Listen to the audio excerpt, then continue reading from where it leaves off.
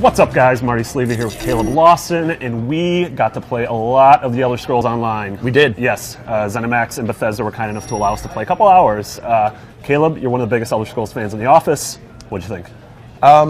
So for me, like, the Elder Scrolls aspect of Elder Scrolls Online is the big draw. I'm not a huge MMO player, and Marty actually will explain that, the MMO aspects of the game in a bit. But, you know, after logging over 150 hours in Skyrim, it felt like going back to that world again. One of the quests we went on was actually a Daedric quest. You know, the Daedra are the demonic lords in Elder Scrolls lore. And I could tell immediately just from, you know, playing in Skyrim when we started the quest that we were going on a Daedric quest. We went into this cave, and you always thought it was weird. You walk in the cave, and all of a sudden there's this big open chamber. Yeah, it had this great feel to it. It was just super serene, but really creepy. But in the cave, it was daylight, and there was a festival going on. And the people in the festival, you know, they welcomed you in, but they also asked you to collect some offerings to burn at the altar. And they're talking about these offerings they're giving to the bad man. So you collect the offerings, and you put them on the altar, and you burn the offerings. And as you burn the offerings, you actually burst into flames yourself. Yeah. And you kind of shift realities, and you wake up underground in this dark cavern. Now, if you know Elder Scrolls lore, this is actually Oblivion, which is where the Daedra all live. That's the realm which they reside. So you're in Oblivion, and you're sent on a quest there. You're trying to get out of it. You burn a bunch of roots, which then allows a woman that you find down there to open a portal back up to the festival. And when you get back, the whole beautiful, serene festival fairgrounds, it's all been burned. It's all been trashed.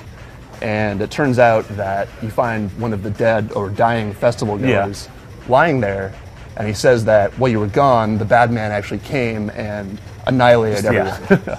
And so this is the kind of the cue for the boss battle. And the bad man comes out of the fire, and you fight him. He's a Dremora Lord. Looks exactly like what you'd expect from the other games. In Skyrim, it was a summon spell. Used a Dremora Lord, and it's the same sort of character. And I fought him and won, and it was exciting. I mean, it's really cool. It really does capture that same kind of spirit of exploration and adventure of Skyrim and Oblivion. But there is this great MMO attached to it. I mean, we were able, the two of us and Rich George, were able to all just party up. And I mean, there was definitely the kind of mundane tasks of go to this village and, you know, kill X things or grab, you know, 10 roots or whatever.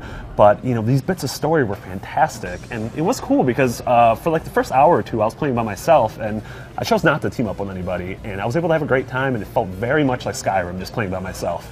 You know, the same kind of sense like you are the main person in this world, and you are the one saving the king, and you are the one protecting this village. But then when we teamed up, you know, it had this great kind of communal experience, and it really does feel like ZeniMax could have the next big MMO on their hand here. And hey, you know, we know Blizzard's Titan got delayed till 2016.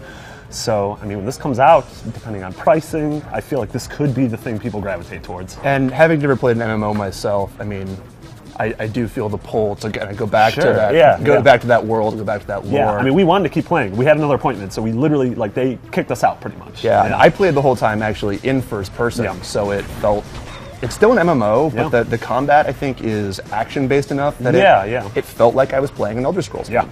And they actually told us, the developers told us that they're adding hands to the game in the first-person view, so it'll really feel like Elder Scrolls. And if you wanted to play like Elder Scrolls, you can absolutely play it. So I'm excited about that. I mean, that's great. So, for more everything Elder Scrolls Online, keep it here on IGN.